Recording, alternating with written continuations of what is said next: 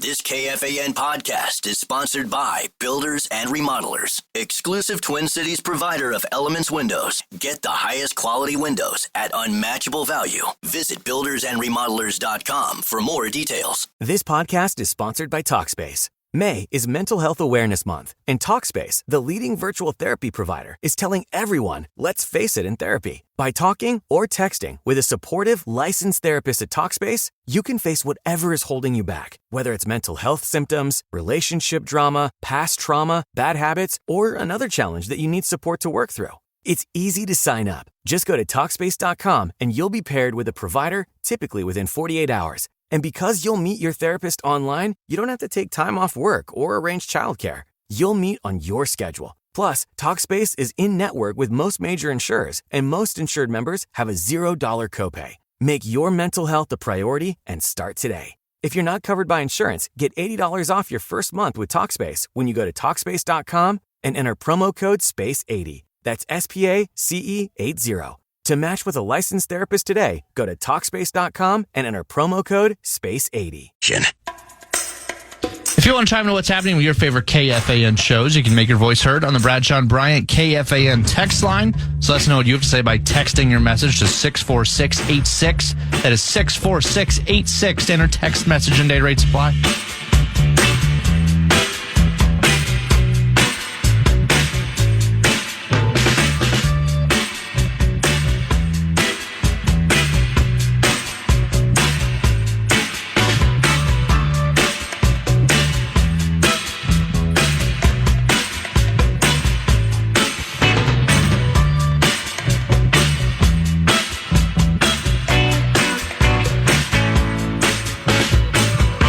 I'm just a dork who danced with his shirt off. It's got to be Jiggly Boy. Jiggly Boy, very well. Yeah. You nailed it. Who else? There's a new StarTribune.com story. I haven't read it. I just saw the headline. The lore and legacy of the Timberwolves superfan Jiggly Boy.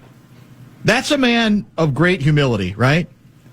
Doesn't take himself too seriously. It's probably good. Self-deprecating to a fault. I'm just a dork who danced with his shirt off. And that really strips it down to its basic elements, right? Yeah. That's it. So is he, have we, I haven't seen him. Is he in the building? Will he be in the building tonight? I thought I just saw a story that indicated he was there recently. But I don't think. But they haven't done a bit with him. No, he hasn't done the act. Last time I saw him was at the waiting for, I heard. The finals? Game 6. Oh, Friday night. Wolves win tonight. They steal one at Summit, Game 5, come back and wrap it up, Game 6. Can you imagine? That's a problem. To reach the NBA Finals. You get into these series, you start thinking about stuff like that. You know, like we did even before the series. Correct. Like people thinking about Knicks, Wolves, finals. Both teams go down 2-0 right away. Refresh my memory. Western Conference Finals last year, we did not win our first game until we were down 3-0, correct? That's correct. So that's a significant difference. The Wolves did not win the series in Game 3, but they did open the door in a way that winning Game 4 last year, even though there's some bravado from Anthony Edwards about we're going to win the next one. Probably. And it didn't lead anywhere because it never does when you're down 3-0. It's a consolation deal. So and the fact that you lost 1 and 2 on the road last year was here at home. They lost 1 and 2, and you're going to Dallas down 2-0, just completely up against it. So there's definite differences. In comparing the Eastern and Western Conference Finals, obviously the Knicks are also down 2-0. But as odd as this sounds, I think people generally, the consensus was that the Knicks had a better chance to get back in the series than the Wolves, even though the Knicks were going on the road, right, and the Wolves were returning home. And I think it's because the first 2 games, Knicks could have won either one of them, right? Yeah. I don't think anybody was Especially saying the Wolves could have won either one of them, even though it was on the road. But it is a reminder that longtime veterans have said, to declare something over when the team that's allegedly dead has not had a chance to play a single home game is usually a dereliction of duty. Right. It can be. Right. And I think we got a little bit of a taste of that coming on the basis of what took place the other night. I didn't have us winning by 42 on my bingo card. Nope. Even if I thought, well, you can't say it's over or they can't get better and do some things better and perhaps challenge Oklahoma City. But There is something to that because they took, obviously, the atmosphere I thought was, the legend. Extremely good. Even after that 4-0 start with two of the easiest baskets ever conceded at Target Center by the home team. My 10-year-old looked up at me. He didn't even say anything. He just looked at me like, is this what's going to happen? Like, you need to relax, first of all. We're a minute into the game. Yeah. Have some chill. Yeah. But then I'll admit, when they gave up the open 3 to go down 7, even I was like, God, thank God. Get aboard. Let's go. So let's get going here. But, yeah, the crowd was good. But the team deserved it, right? The team was ready after that 4-0 start. But it is, like we were saying, as optimistic as people are that maybe they figured some stuff out on Saturday night and it feels like they're back into this series. You have another game like Game 1 or Game 2, and all of a sudden, tomorrow we are doing the funeral march, right? You're going, 100%. How do they survive this thing? How do they even get it back to Target Center for Game 6 when you got to go back to Oklahoma City down 3-1? So I think we're still in our infancy stages and remembering what series are actually like. The ebbs, the flows, the backs, the forths, all of that bit, but that's why, again, we said at the start of the show, tonight is the pivotal one. There's an X handle called NBA Cobwebs, which is one might expect is a sort of historical site.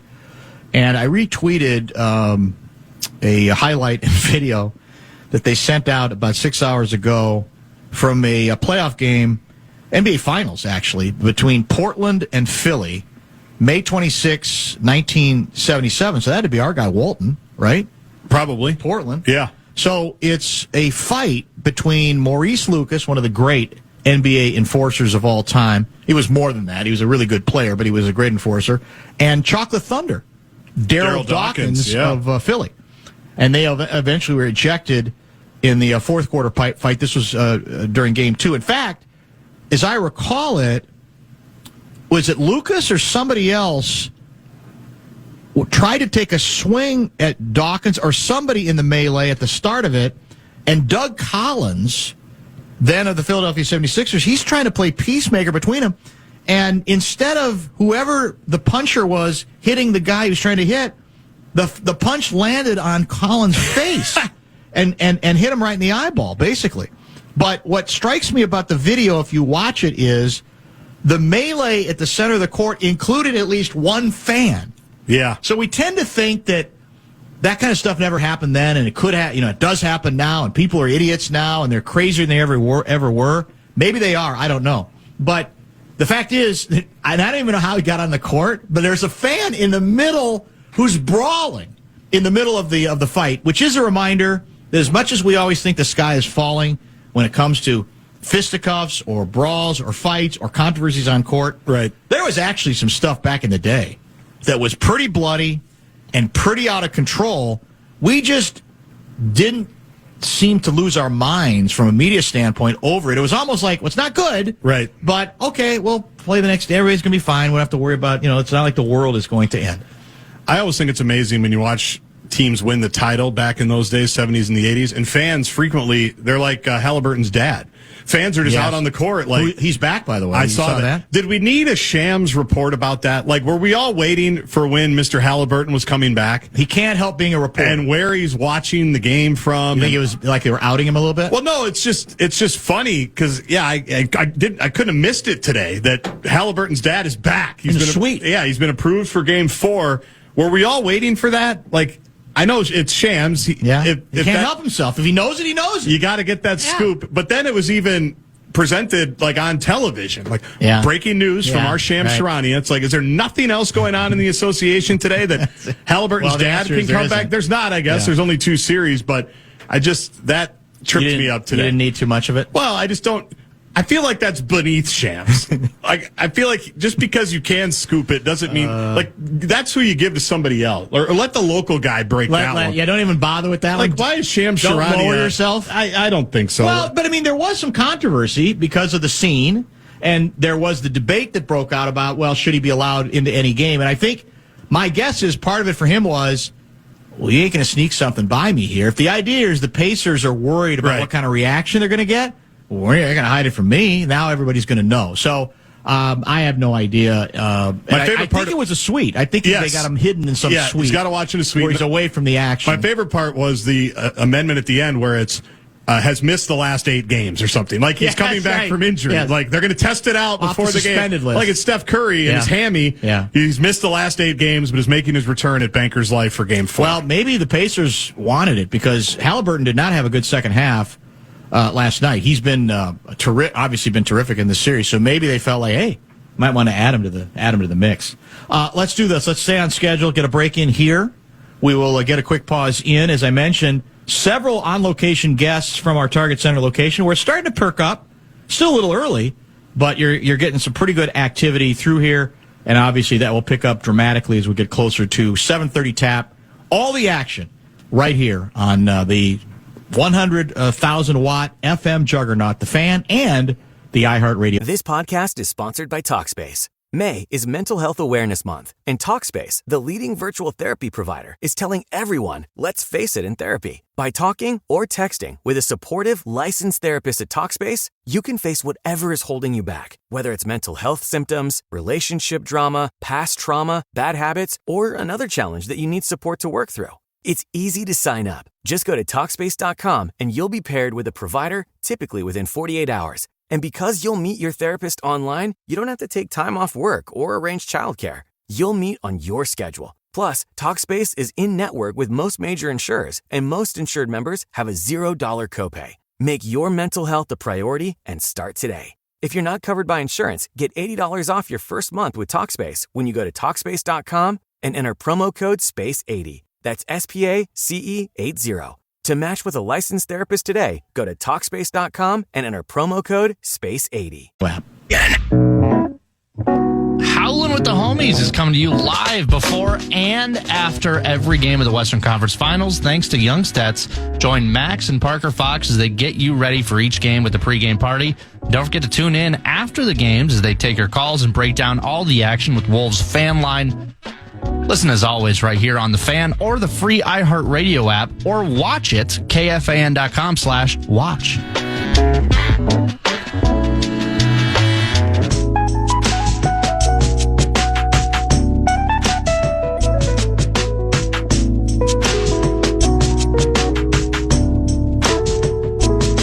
We are back from the Target Center Cage location. John Krasinski will stop by about 5:02. And several other guests. Before we wrap things up, Wolves, of course, preparing for Game 4 against Oklahoma City Thunder. First, I guess, pitch, so to speak, 7:30, 7:40, right in that range. The guy will know probably the exact time is kind enough to stop by to see us, Jorge Sedano, a ESPN sideline reporter. Welcome. Thanks for giving us a couple of minutes. Thanks for having me. It's a busy stretch for you. Let's start with the obvious, I guess. I think what Wolves fans are trying to figure out, what everybody's trying to figure out to a certain extent, is what door was opened by winning one game? Because in the end, it's only one game. And it was enough learned from a Wolves standpoint to think that there is some Oklahoma City Thunder. What's your view on that? So I think that as good as the Thunder are, I think they have some weaknesses that can be exploited. And I think one thing is they don't shoot the ball particularly well. They don't shoot it at a high volume, right? So that means you can take advantage of that in your own way, because they're going to take higher percentage of their shots in that mid-range area, which is one of the worst places to shoot from. They just happen to do it at an incredible clip that most teams can't accomplish. But based on their roster makeup, they can, Shea being kind of the catalyst for all that. The other thing is, and I've had them a lot over the last couple of years. I've had them, I called their play-in game 2 years ago. I called a number of their games last year, including the loss to Dallas in the end. And then, easily 7 or 8 times this year, even before the postseason. At NBA Cup, the one thing that I thought stood out was their lack of shooting in that game against Milwaukee, and that Milwaukee could physically impose their will on them. And I thought Denver did some of that in the last series. Minnesota has the capability, and it's funny because I was having this conversation with some of the T-Wolves folks early in the series in OKC, of like, you guys have a physical advantage. And yes, they're great defensively. They're great at protecting the paint and, shooting the gaps and things of that nature. But if you hit them with real force and physicality, they don't have the ability to absorb that all that well. It's what, again, led to Denver winning a number of those games. So to me, what I saw in Game 3 was right off the bat, as Finchie has talked about, Ant needs to be the tone setter, and he did. That, to me, the microcosm of that game was Ant literally bodying Lou Dort in that first quarter to steal that ball, rip it away from him, and dunk it on the other end. And that, to me, is the type of tone setting you need from him and the rest of the club. So we all expect, human nature being what it is, that Oklahoma City, the team that gets killed, has a tendency, human nature being what it is, to respond in a significant way. So what do you expect from them? It's not like they can play a different way, but what didn't they do that may have also, they're talking about the Thunder, that may have contributed to, what was such a startling turnaround in Game 3? I think it's human nature to take a breath and just relax for a second, and you just can't do that. Now, I think it's overstated about their youth because, I think that they're a unique group of individuals. Again, I've been around them a lot, and the one thing that I've marveled at is that young teams generally don't understand the pecking order. And they do to a level that I've been incredibly surprised by. And that dates back to really last year in a big way, where they understood, hey, the pecking order is Shea eats first. And then Jalen and Chet will eat, right, and then the rest of the guys will fill in the gaps. And the reason that's important is because most young teams want to get theirs. Guys want to get paid. And these guys understand that if they just do their job, whatever that job is, whatever that role is, they're going to reap the rewards and the benefits of it, whether it's in OKC or maybe even somewhere else potentially. So they just have an incredibly mature look at the game of basketball, and I think that helps them game in and game out, just understanding, hey, you know what? We got our butts kicked tonight. We got to respond. This is how we do it. They take a very analytical approach to it in that sense, a methodical approach, and almost a practical approach. They love to talk about winning, quote unquote, the days in between. Mm-hmm. And their head coach, Mark Daignault, likes to say that they want to get back to a neutral state of mind in between games. That no matter what happened, good or bad in the last game, win or loss, it's not going to matter for the next game anyway. So why dwell on it? So that to me is the thing that sticks out the most. Maturity. They've been very resilient because of it. They're really learning on the job in a lot of ways because they're so young. And we saw that in the Denver series. They couldn't win the close ones early. And then they eventually figured that out as time went by. And it really was because they hadn't seen a lot of close games this year. They've been blowing everybody out of the water. That's true. So that to me is the one thing that I think is their mindset allows them, hey, we just got to recenter, refocus, and play our game. And when we play our game at the highest level, we're hard to beat. Gargi and I were talking about this earlier. I think what we're, as basketball fans, leaving aside what allegiances people may have, we want to see a good game. In which the fourth quarter matters. Is this the game we're going to start to see that? God, I hope so.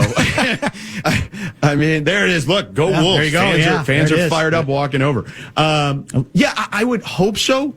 I mean, you never know. We were just having this conversation last night at dinner. Interestingly enough, we were talking about like how lopsided these games have been.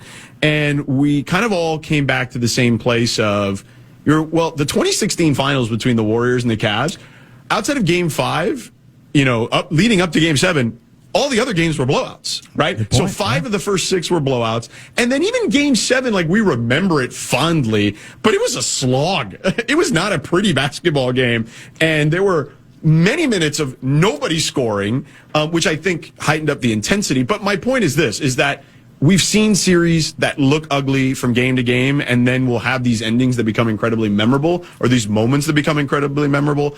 And I'm hopeful that tonight is that night because, look, it's funny. I was just asked by a woman on the elevator when I was coming over. She's like, do you have a rooting interest? I said, no, I just want a close game. Yeah. That's it. That's all I root for. Close games, close series, so we have more stories to tell. So George Sedano, ESPN, kind enough to join us at our Target Center location.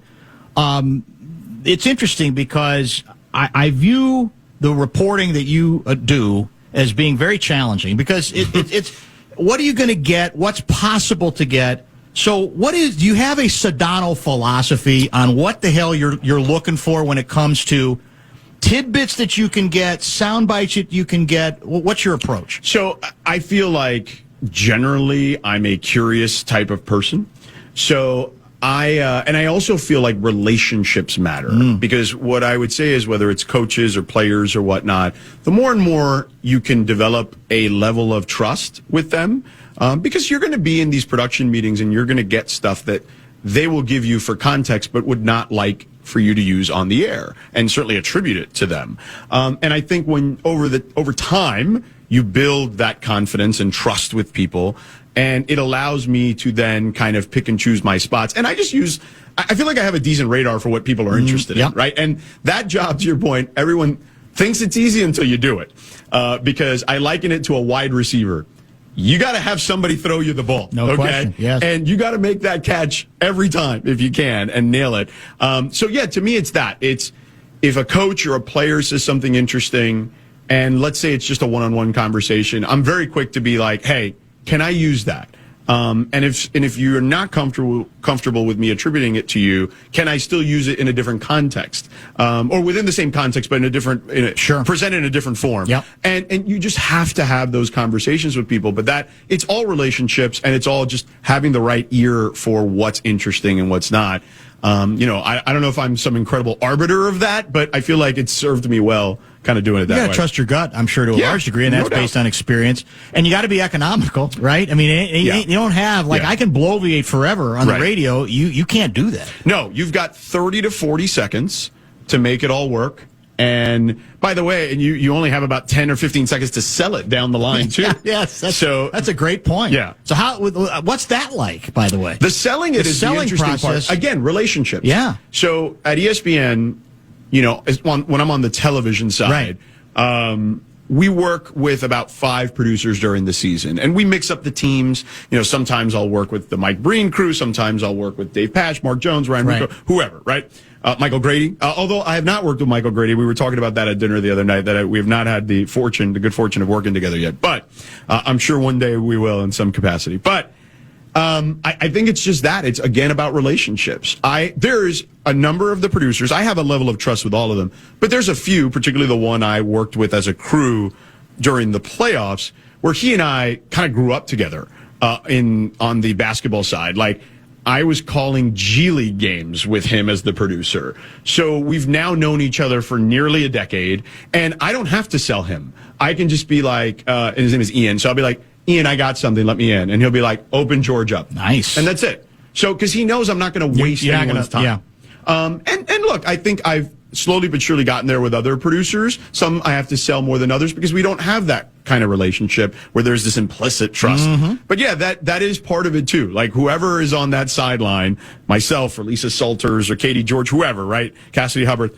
There is a process of how to get that on the air, and sometimes a little easier than others. I'm sure. Well, and I guess to a certain extent, then, you can't oversell. No. If you don't have much, because sometimes you're not going to have as much as other times, the worst mistake you make is, hey, get to me immediately. And also what I would say is sometimes you're selling something, and it could be just a tidbit about Shea and just something that was relatable to what was transpiring in the game. And you have to be willing to be like, hey, I got something on that. And then if the moments pass because there's like a big play or a review or something, and you have to be willing to say, at least I am, I don't know what other reporters do, but I'll just like, hey, it's passed. We can get to it some other time. Yeah. And that's it. You can't just force things, and because if not, you lose that trust, I think. I take the role of being a minimalist on the job. If I've got it, it's because I've got something that you're going to be informed by or entertained by. It's one or the other, and hopefully both.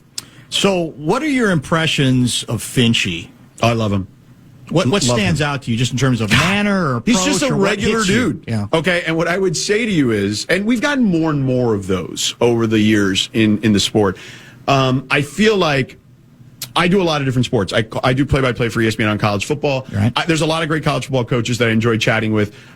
Football coaches in general tend to be a little more on the stricter side, right? And a little more paranoid. Yes. Not to say basketball coaches aren't paranoid either, but less so is what I would say. It's a different level. Yeah, for sure. And especially on a professional level, there's already a different level. But man, Finchie, again, the biggest compliment I can give him is he's just a human being.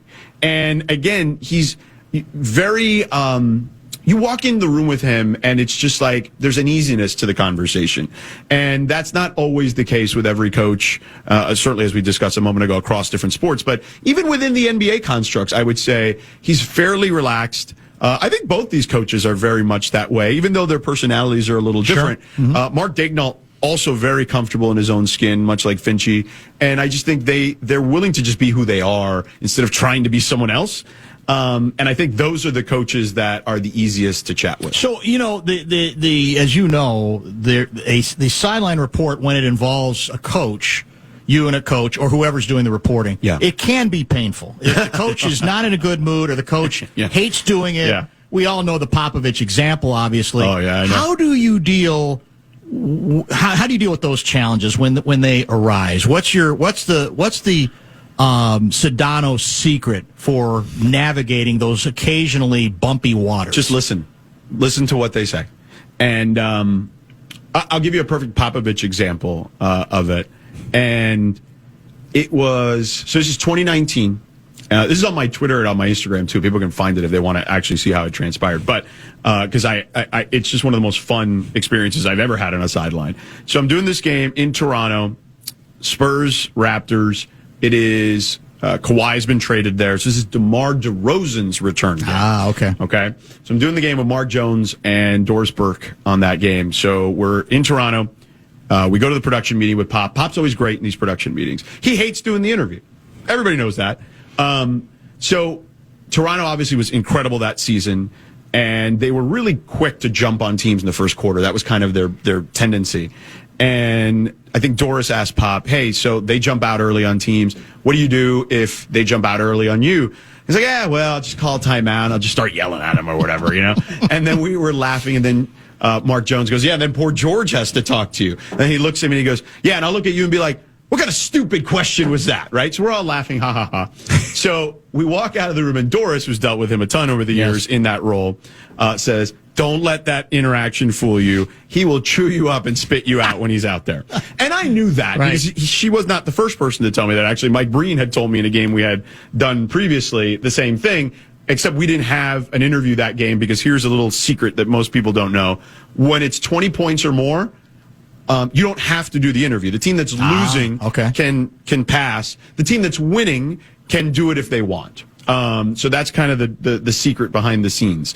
But anyway, long story short, I didn't have to do one in that game earlier in the season because we had the 20-point rule. So in this game, I'm like, you know what? I'm going to get Pop.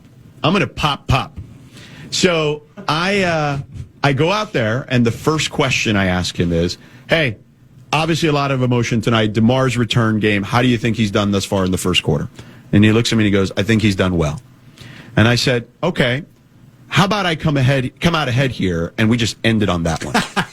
And he looks at me, and he kind of looks up, looks back at me, kind of smirks and says, I was really looking forward to a second question. So I'm like, oh, crap. Now I actually have to deliver a second question. So Derek White was on their team, and he had just come back from injury. So I'm like stumbling through. Derek White's come back. How do you think he's fared in his first game back from injury? And he's like, I also think he's done well. And he goes, and I go, all right, Pop, well, thanks. And he goes, yeah, that was fun. I said, sure, we should do it again sometime. And then he pats me on the butt and keeps it moving. There you go. But yeah, I just think a lot of it is listen, go into it with a lightheartedness if you can. First quarter's a lot easier to do that. But listening, I think, is important. Like Steve Kerr, I'll give you an example. One time I had Steve Kerr when the year that Steph and Draymond were both hurt, and they were terrible, like that COVID year or whatever. And I had them in LA, first quarter. It was like an 18-point game. So that's like the worst case scenario because it's not 20. They can't deny the interview. I got to do the interview. What the hell am I going to ask you when you're down 18 in the first quarter? Right. So I said, hey, Steve, looks like you've had some challenges there defensively, some breakdowns there. How do you kind of turn that around? And he looks at me and he goes, I don't know. You got any ideas? And I just immediately said to him, I said, well, that's what you get paid for, not me. And he's like, you're right. I'm doing a bad job of it. And then he did answer the question. But you just have to be quick, nimble, be able to pivot, and listen. Because listening is the biggest key. And I assume you also, if it doesn't go well, you got to let it go. Oh, yeah. You cannot wallow because in all these jobs, you're going to have these moments. But if you're sitting there feeling sorry for yourself, then it compounds. 100%. And you also have to kind of KYP know your personnel. Here's another quick one. In Milwaukee, doing a Knicks game, Knicks-Bucks, they're getting throttled by 19, the Knicks in the first quarter. I got to do Thibodeau. But the problem was the scoreboard read 20. They had it was like a three-pointer that they took one point away. So I had told their PR guy, I'm like, interview's off. And then the scoreboard changed. And I'm like, oh no. And we record these in the break. Right. So in the timeout, so I look at him like, we got to do it now. And he's like, what? I'm like, one question. And he goes, okay. So and Tom was like, all right, let's do it. So I just asked him, and it was very simple. It was like, hey, not the way you wanted the quarter to start. What do you got to do to kind of claw your way back in? He gave me the answer. We left. And, they toss it live. I mean, it runs tape to live to the play-by-play guy. In this case, it was Breen. And Breen's like, what did he say? He said something to the effect of, that's a veteran reporter right there, knowing how to handle a tough situation down 19 with a coach who may not be interested in having a conversation. But it's that. You just have to read the room. Yeah. It's experience, a lot of it, I'm sure. Now the most important question. So tell me about the Sedano and Stink days. I still think it's one of the great names for a show. The alliteration is beautiful. Yeah. I used to be a newspaper guy. I remember interviewing Stink forever about his 27 surgeries, whatever the case may be. Yeah. When was Sedano and Stink, and what was life like with? And I guess we should identify Stink to the audience. Mark Schlereth. Yeah. So I get to ESPN 2013. I'd spent all my career in Miami to that point, and get to Bristol. Mark is kind of a part-time Bristol resident. He's like staying at the hotel like 3 days a week, going back to Denver the other 2 days during the week. So part of my job when I was hired was to host a radio show, because it's what I've done for 20 some odd years. I do an afternoon show in LA too. And Mark and I hit it off immediately because he's just such an easygoing guy, and like you could talk to him about anything. And it was very funny how he was like deferential towards me. He's like, hey man, when it comes to basketball stuff, I'll just give you my athlete perspective. You give us the real stuff. And then football, let's have a back and forth. And he knew baseball pretty well too, because his son was a minor league pitcher. So we just had the sports stuff we had covered. But to me, it was just the personality, right? Absolutely. Like, we just got along, because if you can't get along with Schlereth, it's a you problem. Yes, it is. So I loved him. He was a big teddy bear. Still talk to him to this day. We text every once in a while. But yeah, we hit it off really well. We worked together for almost 2 years, which by Bristol standards is pretty long. That's pretty good, yeah. But yeah, we had a blast working together, and we had like a fun crew. Yeah. That was still, by the way, in a time when a lot of shows were still based in Bristol. We didn't have, we had the LA studio, and we didn't really have the New York studio yet. So everything was run out of there. A lot of people were in and out of there. It was a really fun time to be there. And particularly if you're a radio nerd, it was a great time, because it was Mike and Mike, and then Mark and I were like their backups when those guys were off. Cowherd was there. I was like the fill-in for him, because they didn't trust very many people to do a solo show, so I would do that. We had Van Pelt, Russillo, we had Levitard, and then Stink, Mark and I, and then Freddie Coleman overnight. SportsCenter all night, overnight, and then Freddie before that. So we had like a really fun, like if you love radio, that's a fun lineup to have listened to for a number of years. So I was really lucky at the time I was there, and Mark really helped kind of ease the transition. A kid who was used to sunshine and palm trees having to deal with blizzards in the winter. Awakening, I'm sure. Yeah. Last question. Do you have to have like a backup wardrobe? Because again, TV is visual. That's just part of it. You can't get away from it. It's easy for me to wear a hoodie because we're on radio, but you got to worry about the visual. So do you have to have like backup wardrobe just in case something rips? Funny story. I was doing, who was Cleveland playing? Orlando, Cleveland's ABC back in March. And I get to the hotel and I open up my suit bag. And I realized I was in such a rush, because I was basically going from like a game to home, like for a couple of hours to pack, and then I had to jump on another flight. So I was home enough I didn't even see my kids. I saw my wife for a few minutes, and that was basically it. And then back off to the airport. And I realized this had never happened to me in the 8 years I've been doing this. I didn't pack a dress shirt. Ooh. And this is downtown Cleveland, arriving on a Saturday night. And I'm like, the game's at 1 o'clock on Sunday. So I'm like, what am I going to do? So I start texting like just my colleagues. Tim Legler. He's like 6'5". Nice, yes. I'm 5'9". Right. Like, I'm like, his shirt's going to look like a dress on me, but if I got to use an extra shirt, I know Legler, he packs like a bazillion shirts. So I figured, I guess worst case scenario, once I throw the jacket over, you won't really tell all that much. But I went to the lady at the front desk, and I explained this to her, and I'm just like, I need a shirt.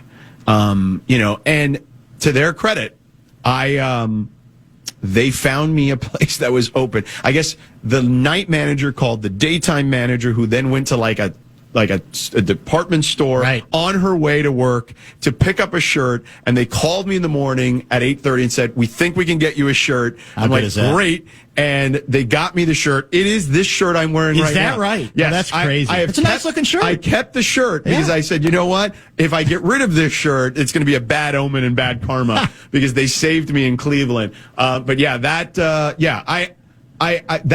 just bad luck, and also my own. I made that bad luck, but good fortune in the end because there's always nice people willing to help you. That's the beauty of it. Thanks for coming, man. I've enjoyed the hell of the conversation. Have a great call tonight. Yeah, thanks. And we'll maybe talk to you down the road. Please, anytime. Appreciate it. Happy to do it. George Sedano, ESPN, doing sideline reporting on radio tonight. Does a lot of TV as well. Let's take a pause. We'll get caught up. Don't forget, John Krasinski will join us about 5:02. On our location, and Michael Grady is scheduled for the 6 o'clock half hour. This podcast is sponsored by Talkspace. May is Mental Health Awareness Month, and Talkspace, the leading virtual therapy provider, is telling everyone, let's face it in therapy. By talking or texting with a supportive, licensed therapist at Talkspace, you can face whatever is holding you back, whether it's mental health symptoms, relationship drama, past trauma, bad habits, or another challenge that you need support to work through. It's easy to sign up. Just go to Talkspace.com and you'll be paired with a provider, typically within 48 hours. And because you'll meet your therapist online, you don't have to take time off work or arrange childcare. You'll meet on your schedule. Plus, Talkspace is in-network with most major insurers, and most insured members have a $0 copay. Make your mental health a priority and start today. If you're not covered by insurance, get $80 off your first month with Talkspace when you go to Talkspace.com and enter promo code SPACE80. That's SPACE80. To match with a licensed therapist today, go to Talkspace.com and enter promo code SPACE80. Don't go away.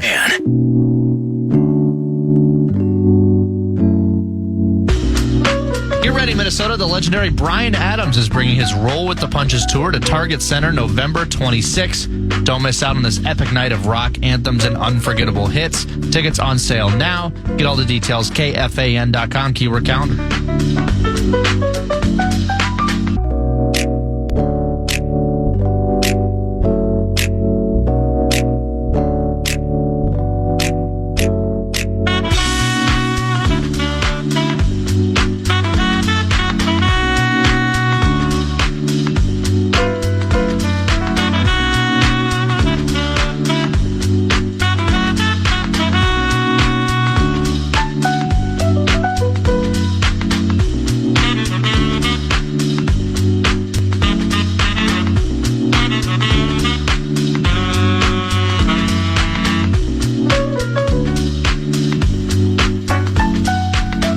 The vibe's starting to pick up here, the Target Center Skyway location, as we get approach the 5 o'clock hour.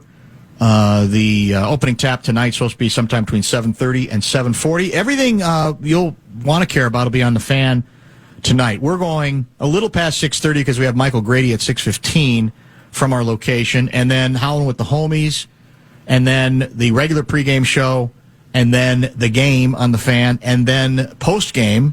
And then post-game to post-game with the homies again, right? Reacting. That's the plan. To whatever might take place tonight in, it is rather, generally we call game 5 the pivotal game in a 2-2 series. I don't know if you agree with me on this, and it's always dangerous to say never. It can't happen. But I am of the opinion that this series is over if the Wolves do not lose tonight.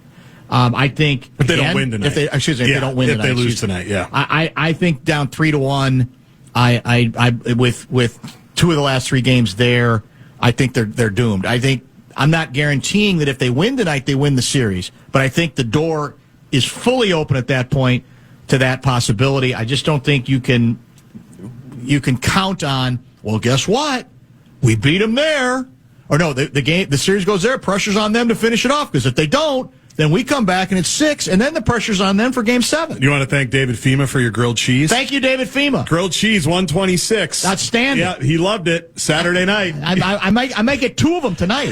That's how good they are. Got the thumbs up. There we go. That's outstanding. Glad the Skyway speakers were working. I wondered about that, if the speakers are any better, if he was even going to hear. Well, he got it. That's good. You're right, though, because just think about it. Beating OKC, they lost 14 games in the regular season. You're going to beat them 3 times in a row, 2 being there? No, it's possible for sure, but just play the percentages out. Meantime, you even it up here 2-2.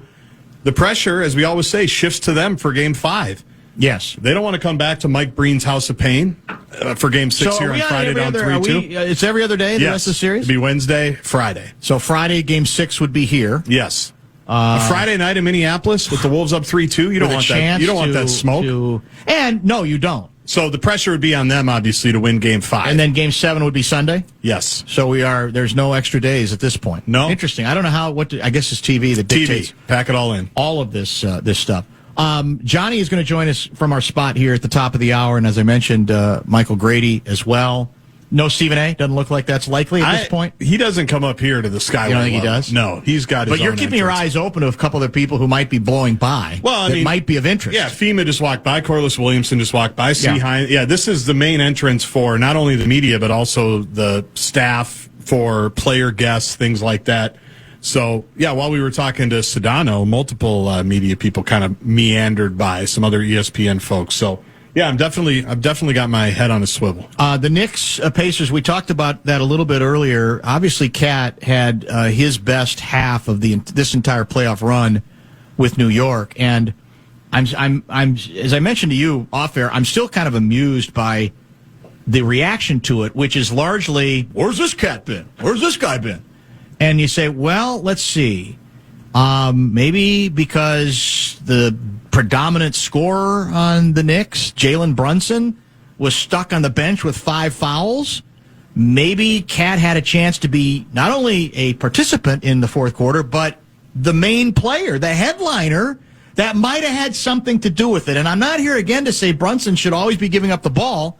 He's a great fourth quarter scorer. We know that. Yep. But I just don't think this was much of a coincidence, was it? I mean, it's so much of the story, and New York is sort of like polarized on this, because I think some people get that part of it, and other people are so in love with Brunson, junior and senior, right, that he can do no wrong, even though defensively, you want to talk about a limited defensive player it's true. that makes Cat look like an okay defensive player? Yep. It's Jalen Brunson, and obviously you live with it because of what he can bring to the table, but there's no big mystery here about what happened. Is the Knicks should be reminded that their best path forward is get Cat involved early, and don't forget about him totally in the fourth quarter. It's still okay to run a couple plays rather than having Brunson just run around one-on-one. Part of why last night was so weird is because Cat was dreadful in the first 2.5, right? Missing shots. He was in foul trouble.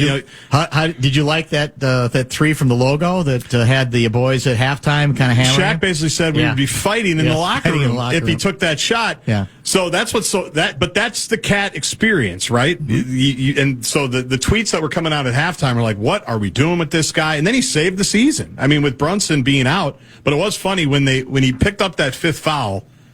I mean, it was immediate. Cat's green light was on. Like I don't think he made the first shot. I can't remember exactly, but there was one where he knows he's the guy. Like he's not going to get side-eye. He applauded the call. He looked at the ref and said, "You got one finally." Good call. But you could tell I'm not going to get any side-eye from anybody. Our best player's on the bench. I'm just going. I have to do it at this point, and that's what he's capable of just going on one of those heaters. And I think the most pleasing thing for him would probably be that dunk that he had that ended up being a 3-point play. Yes. The fact that how many times, that was close. I don't know who the defender was. That was close to possibly being a charge. Can you imagine if that actually got called a charge? I think the defender was in the restricted area, maybe by a heel. But we've seen that over because he was committed. He was going. It was one of those Cat drives. And that time they lived to tell about it. And it was just an emphatic, he hammered it over the guy. But he knew that it was going to be his show. And Tibbs, as we said earlier, he went to Brunson way later than I thought he would. Very late. I mean, 2 minutes left by the time he got in. I thought maybe under 5 they throw him back in there, but They needed stops, and the offense was rolling okay because of Towns. And obviously, the previous game, the second guessing was you waited too long on Towns. Right. That whatever you thought you were getting defensively from the big man, whose name now escapes me. Robinson. Right, exactly. Mitchell Robinson. You weren't getting it. So you should have gone to Towns a little bit sooner, which I tend to agree. But then sometimes Towns is playing badly enough where you say, well, we don't want to mess with him right now. We want to get him right, whatever that might be. So he's been kind of the center of several of these controversies. But I still get the overall sense out of New York is basically about time, and he better keep doing that. And I'm going, well, a 20-point quarter, 20-point quarter, yeah. That doesn't happen all that often for anybody, no matter how good they are. So I'd he's be not careful getting. with that. How many shots did he get? 9. That's it. You look at his shot totals. I think he was 6 of 9, maybe even from 3. He's not getting those shot totals if Brunson's out there for the full 12. There's no chance. Yeah, exactly right. All right, so no top 5 at 5. We will prepare for, as I said, John Krasinski's going to stop by to see us, and we'll get some intel from him because we've not had him on the air since the Game 3 rout in favor of the Timberwolves. Michael Grady is scheduled to join as well, and if Stephen A. Smith stops by, we'll let him on. We'll make some room for him. I mean, not a lot of time. Yeah. Might 3 or 4 minutes, but we'll give it our best shot, although that's, you'd say, unlikely at this point. Like I said, I don't think he comes this way. You think he's got his own entrance and exit? Well, they do. Mostly, I know that because he always walks in and Mad Dog always rips him. How he's walking in like in like a player. Yeah, right. Because you're walking in like you're going to score 36 points and have 10 rebounds. It's the best. That it's is just true. my favorite. He's the one guy who can do that with him and get away with it. It's very so good. funny. That's sort of like Don Rickles back in the day with Frank Sinatra. It's he was very the one similar. guy who could just savage Sinatra, and he wouldn't have Rickles killed. No, he loves it. Which other people, they might have been rubbed out. Multiple people probably were. Johnny Athletic around the corner. Stay tuned. This podcast is sponsored by Talkspace. May is Mental Health Awareness Month, and Talkspace, the leading virtual therapy provider, is telling everyone, let's face it in therapy. By talking or texting with a supportive, licensed therapist at Talkspace, you can face whatever is holding you back, whether it's mental health symptoms, relationship drama, past trauma, bad habits, or another challenge that you need support to work through. It's easy to sign up. Just go to Talkspace.com and you'll be paired with a provider, typically within 48 hours. And because you'll meet your therapist online, you don't have to take time off work or arrange childcare. You'll meet on your schedule. Plus, Talkspace is in-network with most major insurers, and most insured members have a $0 copay. Make your mental health a priority and start today. If you're not covered by insurance, get $80 off your first month with Talkspace when you go to Talkspace.com and enter promo code SPACE80. That's SPACE80. To match with a licensed therapist today, go to Talkspace.com and enter promo code SPACE80.